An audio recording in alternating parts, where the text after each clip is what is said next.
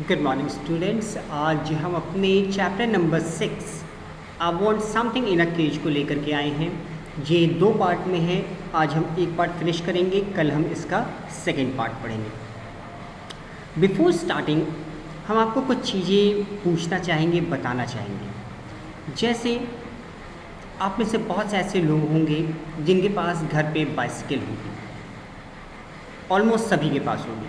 लेकिन ज़रा सोचिए, वो लोग जिनके पास बाइसिकल ना हो, वो बाइसिकल वाले को देख करके कैसे सोचते होंगे कि काश मेरे पास बाइसिकल होती। जिनके पास बाइसिकल है वो बाइक वाले को देख करके सोचते होंगे काश मेरे पास एक बाइक होती तो पैडल नहीं चलाना पड़ता। अगर अभी तो आप छोटे हैं, आप क्लास 7th में हैं, जिनके पास बाइक है तो वो सोचते हैं काश मेरे पापा के पास कार होती तो अच्छा रहता, शीशा बंद किया, एसी चलाया, चल पड़े। जिनके पास कार होगी वो सोचते होंगे कि कार का इससे अच्छा वाला मॉडल होता तो अच्छा होता। यानी हमारी उम्मीदें हर बार बढ़ती जाती हैं। लेकिन कभी कभी ऐसा होता है, जिस दुर्घटना से हम गुजरते हैं उस दुर्घटना से कोई दूसरा व्यक्ति अगर पीड़ित होता है तो उसके दुख दर्द को सिर्फ हम महसूस कर सकते हैं। एक व्यक्ति जो भूखा रह चुका है उसको पता है कि दूसरा व्यक्ति जब भूखा होगा तो उसको कैसा महसूस हो रहा होगा। ये कुछ मानवीय भावनाओं पे जुड़ी हुई एक कहानी है, I want something in a cage. तो शुरू करते हैं इसको पढ़ना। Mr. Purcell did not believe in ghosts. Nevertheless, the man who bought 2 ducks and his strange act immediately thereafter left him with a distinct sense of uncanny. यहाँ पे कहते हैं कि मिस्टर पर्सल, इनका अपना एक पेट शॉप है और इस पेट शॉप पे उनको किसी भी भूत प्रेत इन चीज़ों पे उनको विश्वास नहीं है। लेकिन एक दिन क्या हुआ, एक व्यक्ति इनके यहाँ पहुँचता है जो कि इनसे 2 डब्स खरीदता है। डब्स क्या है? चिड़िया का नाम है, सफ़ेद रंग की होती है, जिनको आप हिंदी में फाख्ता कहते हैं। 2 डब्स खरीदते हैं और उसके लिए एक अचानक सी एक ऐसा चीज़ हो जाता है इमीडिएटली कि उसके बाद वो जो हमारे मिस्टर पर्सल हैं वो अपने आप में बड़ा ही अनयूजुअल, बड़ा ही अजीबोगरीब महसूस करना शुरू करते हैं। As though behind his departed customer there had lingered a musty smell of an abandoned haunted house। और जैसे ही वो व्यक्ति जाते हैं जो उनके पास डब खरीदने के लिए आए थे, इनके पूरे जो अपना दुकान है उस दुकान में इनको ऐसा महसूस होने लगता है कि जैसे ये अबेंडेंड हाउस हो। अबेंडेंड या हाउंड, अबेंडेंड मीन्स होता है परित्याग, जिसका कोई इस्तेमाल ना कर रहा हो, बहुत दिनों से खंडहर पड़ा हो। और हाउंटेड मीन्स डरावना, भूतिया। इनको ऐसा महसूस होने लगे, इनके जाने के बाद ये पूरा इनकी दुकान जो है भूतिया सी महसूस होने लगी। अब बताते हैं मिस्टर पर्सल के बारे में। Mister Purcell was a small fussy man, red cheeks and a tight melon stomach. Mister Purcell कैसे हैं? छोटे कद के हैं और एक फसी मैन है। फसी मैन मीन्स होता है जो अचानक से मतलब रूढ़िवादी, जिसको आप कह सकते हैं, जो पुराने धर्रे में चल रहा है तो चल रहा है, उसको नया कुछ सीखना नहीं है। Was a small fussy man, red cheek and a tight melon stomach. और उनका पेट जो है वो वाटरमेलन की तरफ बड़ा सा है। Large glasses magnified his eyes so as to give him the appearance of a wise and genial owl। और बड़े बड़े जो चश्मे इन लोगों ने लगा रखे, मिस्टर पर्सल ने लगा रखे हैं, इनसे इनकी आंखें बड़ी बड़ी दिखाई दे रही है और ऐसा लग रहा है जैसे वो किसी उल्लू की आंखें हों। He owned a pet shop, और इनकी एक पेट शॉप है, यानी जहाँ पे कुत्ते, बिल्ली, चिड़िया, इन चीज़ों को बेचा जाता है। He sold cats and dogs and monkeys. He dealt in fish food and bird seeds, prescribed remedies for ailing canaries, and displayed on his shelf long rows of ornate and gilded cages. He considered himself something of a professional man. इनकी दुकान पे क्या क्या बिकता है? इनकी दुकान पे हम देख सकते हैं कि हमें मिलता है वहाँ पे cats, dogs, monkeys, fish food, bird food और कुछ रेमेडीज़ जो हैं कैनरीज़ के लिए, यानी जो बर्ड्स वगैरह हैं उनकी रेमेडीज़ वगैरह मिलती है। और शेल्फ पे इनके जो वो हैं क्या बोलते हैं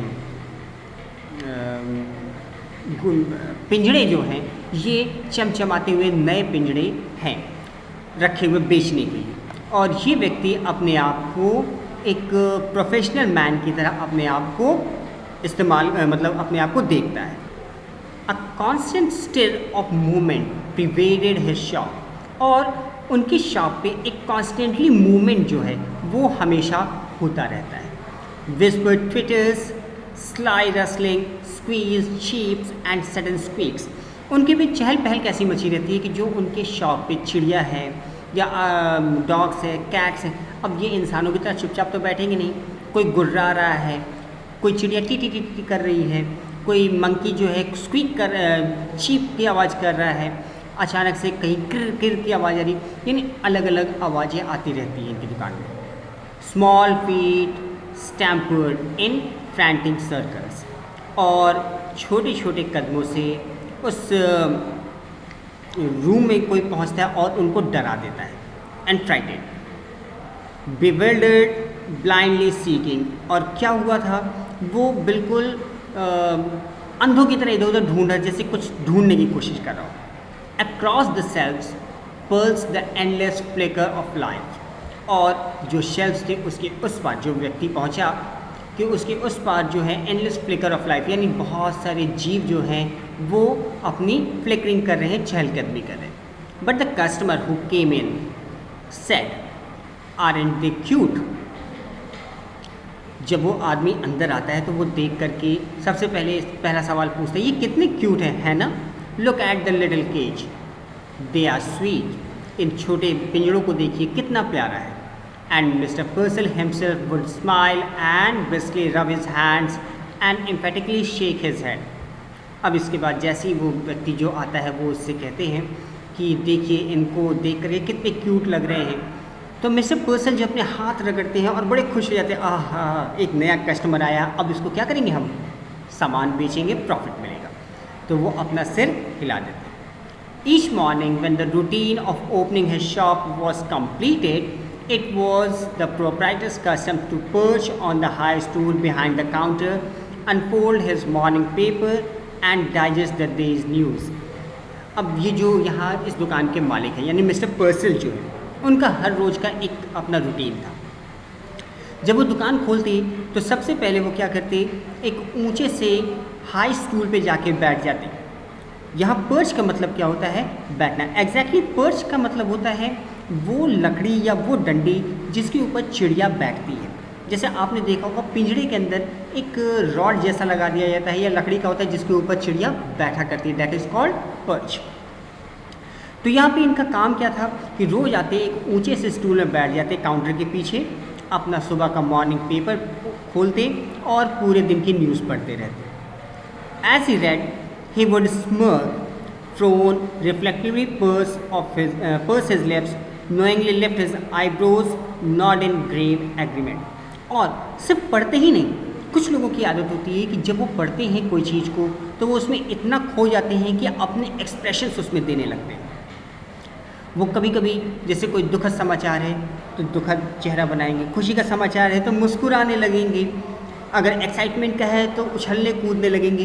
तो इस चीज़ से उनके साथ वो न्यूज़पेपर पढ़ते थे। He read everything, even advice to the lovelorn and the detailed columns of advertisement। Newspaper को वो हर एक चीज़ पढ़ते। जैसे हर किसी का अपना टेस्ट होता है। टेस्ट का मतलब क्या है कि जैसे हमें न्यूज़ में अगर सपोज़ कीजिए हमें बॉलीवुड पसंद है तो हम सीधे पेज नंबर 7 पे चलेंगे, सबसे पहले बॉलीवुड न्यूज़ देखेंगे।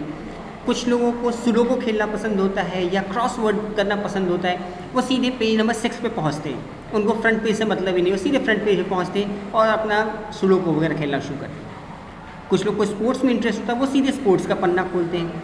कुछ लोग जनरल न्यूज़ पढ़ना चाहते हैं, नेशनल न्यूज़, तो फर्स्ट पेज से पढ़ना शुरू करते हैं। कुछ लोगों को विदेश की न्यूज़ में यानी फॉरेन न्यूज़ में इंटरेस्ट होता है, वो बैक साइड से न्यूज़पेपर पढ़ना शुरू करते हैं। लेकिन यहाँ हमारे मिस्टर पर्सल जो हैं ये हर एक चीज़ पढ़ते थे, यहाँ तक कि डिटेल कॉलम्स ऑफ एडवर्टीज़मेंट, जो एडवर्टीज़मेंट दिए होते थे, जो प्रचार होते थे, जैसे हीरो होंडा बाइक की प्रचार दिया हुआ है, वॉशिंग पाउडर निरमा का प्रचार दिया हुआ, तो उसको भी वो पढ़ा करते थे।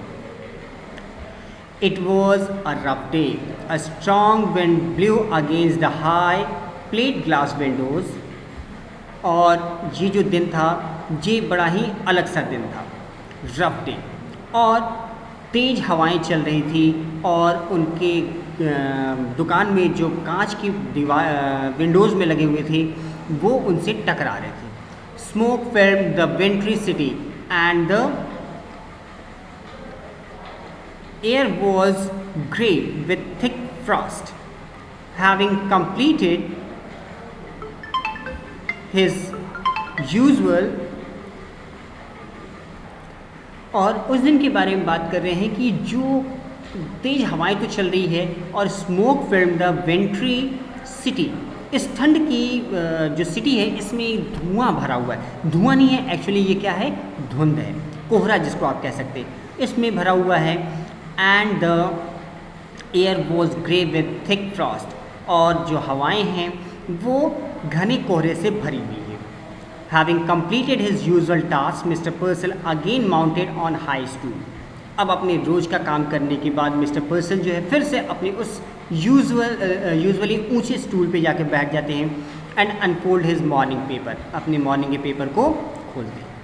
He adjusted his glasses and glanced at the day's headlines. चश्मा ठीक किया, आगे पीछे एडजस्ट किया और दिन के हेडलाइंस को देखते हैं। Chirping and squeaking and mewing vibrated all around him. Yet Mr. Purcell heard it no more than he would have heard the monotonous ticking of familiar clock. और पीछे से उनकी आवाज़ आ रही है कैसे पक्षियों की चिड़चिड़ाने की, स्क्वीकिंग की, म्यूइंग की, बिल्लियाँ म्यू म्यू कर रही है, चारों तरफ ऐसी आवाज़ आ रही है। लेकिन मिस्टर पर्सल जो है उनको सिर्फ क्लॉक की टिक टिक टिक टिक की आवाज़ सुनाई दे रही। ऐसा होता है कि जब हम किसी काम को रोज़ करते हैं, हमने अपने आप को इस प्रकार से हम ट्रेन कर लेते हैं कि जो हम चाहते हैं हम सिर्फ वही सुनते हैं। तो यहाँ भी इन्होंने अपने आप को इस प्रकार से ट्रेन कर रखा है कि उनको सिर्फ फैमिलियर टिकिंग साउंड सुनाई देता है क्लॉक का। There was a bell over the door that jingled whenever customer enter, और इन्होंने अपने दरवाजे के ऊपर एक बेल टांग रखा है। बेल बोले तो ये आपका शायद विंड चाइम, जो कि जब कभी भी कोई कस्टमर एंटर करता है तो ये बजता है। This morning however for the first time mister Purcell could recall it failed to ring, और मिस्टर पर्सल को याद आ रहा है कि आज पहली बार ऐसा हुआ कि कोई कस्टमर अंदर आया और ये हैंगिंग बेल बजा ही नहीं। Simply he glanced up and there was the stranger. इन्होंने नज़र उठा के देखी तो जैसी नज़र उठा के देखते सामने इनको एक स्ट्रेंजर दिखाई देता है, standing just inside the door as if he had materialised out of thin air. जब वो देखते हैं कि सामने एक स्ट्रेंजर खड़ा और ऐसा लग रहा था जैसे कि वो उस हवा में से अचानक से पैदा हो गया हो, क्योंकि उसको अंदर आते हुए किसी ने देखा नहीं। जब अंदर आए तो वो जो दरवाजे के ऊपर घंटी टंगी हुई वो भी नहीं बजा, तो ऐसा लग रहा था जैसे कि वो हवा में से पैदा हो गया हो। The storekeeper slid off his stool. From the first instance, he knew instinctively, unreasonably, that the man hated him. और जैसे ही वो उसको देखते हैं, वो स्टोर कीपर मिस्टर पर्सल अपने स्टूल से उतर के नीचे आ जाते हैं, और उनको पहले नज़र में ऐसा लगता है जैसे कि ये जो कस्टमर है ये बड़े गुस्से में, बिना किसी कारण से वो उससे नफरत करता है। But out of habit, he rubbed his hand briskly together, smiled and nodded. लेकिन अब आदत से मजबूर है, जैसे ही कोई नया कस्टमर दिखता है तो अपने हाथ रगड़ते, मुस्कुराते और सर झुकाकर नमस्कार करते, क्योंकि वो उनका कस्टमर है। Good morning he beamed, what can I do for you, और वो उनको कहते हैं झुक करके, गुड मॉर्निंग, मैं आपके लिए क्या कर सकता हूँ। तो यहाँ अभी हमने यहाँ से फर्स्ट पार्ट को फिनिश किया। इस फर्स्ट पार्ट में हमने देखा कि मिस्टर पर्सल जिनके पास एक जानवर, चिड़िया और इन चीज़ों को बेचते हैं, ये इनकी दुकान में ये बैठते हैं, इनकी आदत है स्टूल पे बैठ के न्यूज़पेपर पढ़ना, और जब कोई कस्टमर आ जाता है तो बड़े खुश होते। पर आज अचानक से जब पूरी सिटी में धुंध छाया हुआ है, इनको सामने एक व्यक्ति दिखाई देते हैं जो अचानक से ऐसा लग रहा है जैसे कि हवा में से पैदा हो गए हों और वो पहुंच करके इनसे बात करना शुरू करते हैं। लेकिन ऐसा लगता है फर्स्ट इंस्टेंस में ही कि वो व्यक्ति उनसे बहुत नाराज़ है, बहुत गुस्से में। फिर भी वो उसको नमस्कार करते हैं और पूछते हैं मैं आपके लिए क्या कर सकता हूँ। तो यहाँ पे हम अपने फर्स्ट पार्ट को स्टॉप कर रहे हैं। कल हम यहाँ से कॉम्प्रिहेंशन चेक के आगे से सेकंड पार्ट पढ़ेंगे। Till then stay at home, stay safe, have a nice day.